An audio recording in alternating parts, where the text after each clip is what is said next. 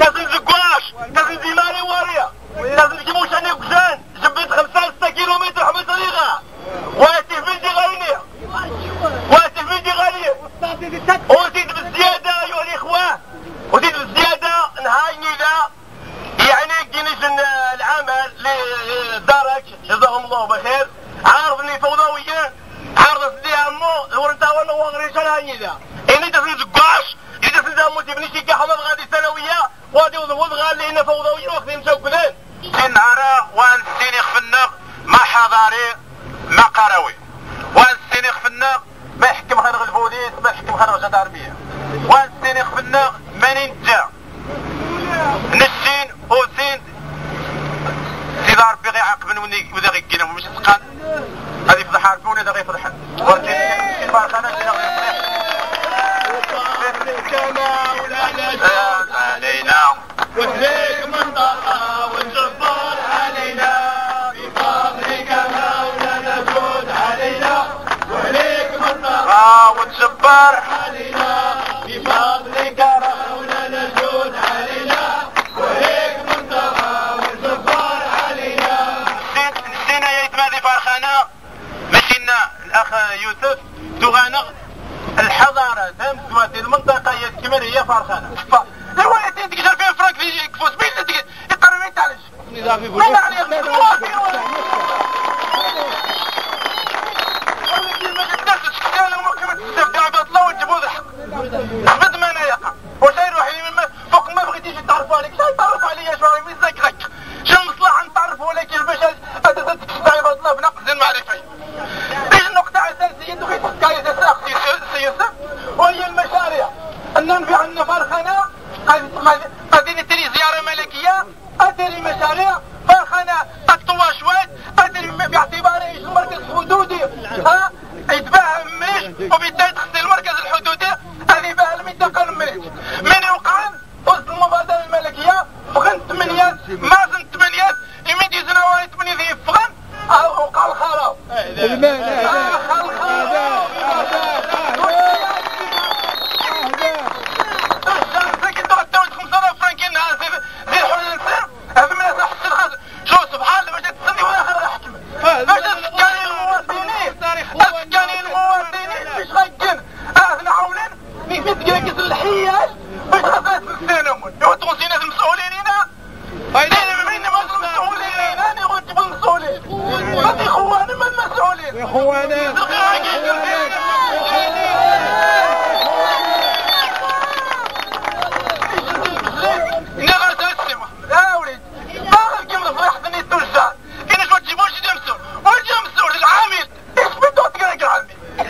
بالخطاب للسلطات المحلية من قائد المنطقة وباشا المنطقة ورئيس قسم الشؤون العامة وهم يسمعون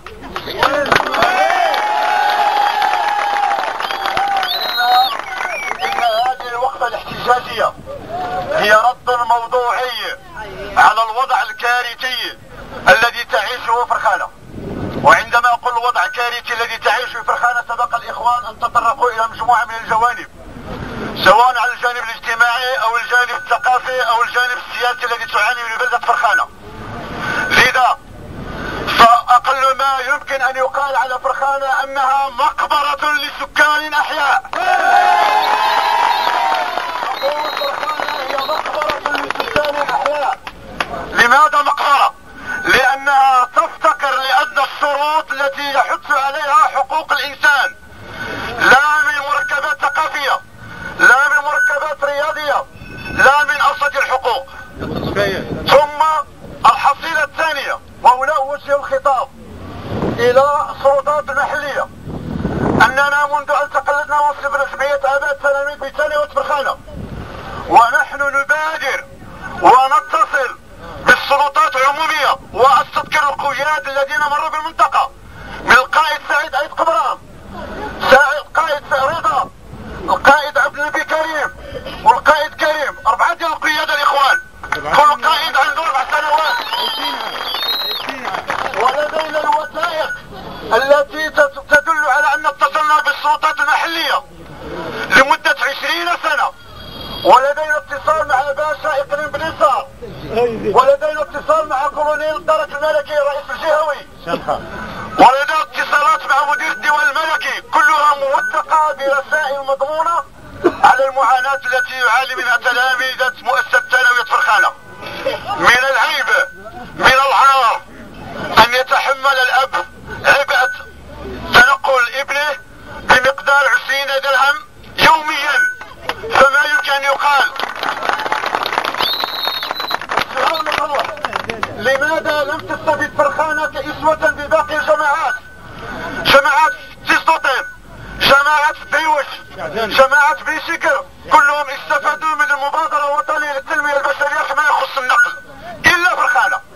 إلا فرخانة، وهذا واضح. لماذا؟ لأن هناك سياسة إقصاء، سياسة تهميش. هناك حكم مسبق على أن أبناء فرخانة لا حق لهم في التندروس. كيف يعقل أن مؤسسة بنيت لاستقبال 370 تلميذ فهي اليوم تستقبل 1600 تلميذ بدون تجهيزات، بدون إمكانيات؟ هذا عيب، هذا عار، ولا الشعب في خطر. هذا عيب، هذا عار، والشعب في خطر. هذا عيب، هذا عار، والشعب في خطر. هذا عيب، هذا عار، والشعب في خطر. هذا عيب، هذا عار، والشعب في خطر. هذا عيب، هذا عار، والشعب في خطر. هذا عيب، هذا عار، والشعب في خطر. هذا عيب، هذا عار، والشعب في خطر. هذا عيب، هذا عار. كرد الموضوع على الأوضاع الكارثية والمأساوية التي تعيشها ساكنة فرخانة. أولا، هو كحصيلة سلبية لكل المحاولات بالاتصال بالسلطات المحلية والإقليمية التي دامت أكثر من 8 سنوات، وبعد الخصوص بعد إلحاق جماعة فرخانة ببلدية بن صار، وهي التجربة التي باءت بالفشل. ونحن نستحضر هذا الواقع المر.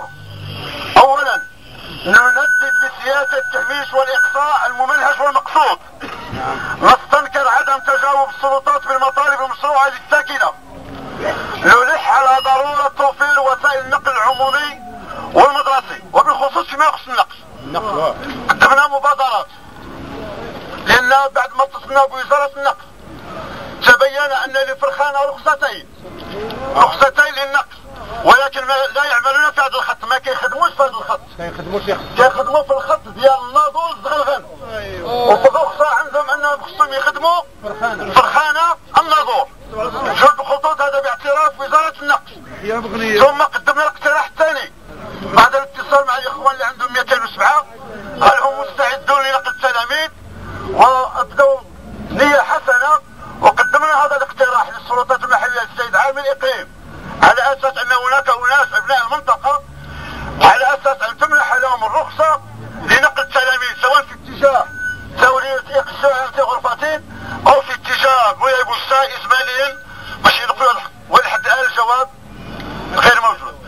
اتصلنا بالسيد الباشا فيما يخص النقل الحضري، وتعهد لنا أن بلتلة صاحب الأملاك صاحب النقل على أساس أن البلدو أو العامل ديال الإقليم ينقصوا من الضرائب الإقليمية، عاد يستافدوا من هذا الخط، يعطينا 2 ديال الطوبيسات 2 ديال الكوهات باش يخدم هذا النقل ديال فرخانة بليصة. ضرورة تحديد الوضع الإداري والأمني لفرخانة. كما قلت، هل نحن قرويون؟ هل نحن حضريون على مستوى الضرائب حضرية؟ كنأديو الضرائب على مستوى الوضع ماشي قروية. كما قلت، هي عبارة عن مقبرة. ثم التعجيل بإنجاز المشاريع التي أعطاها جلالة الملك منذ زيارته الميمونة إلى بلدة فرخانة. وعليه نعلن للسلطات المحلية ونعلن للرأي العام أننا سنصدر برنامج نضالي. إذا لم تستجب السلطات المحلية لهذه المطالب سنجدد إصدار برنامج نضالي وبالتلاميذ، ونحمل المسؤولية للسلطات المحلية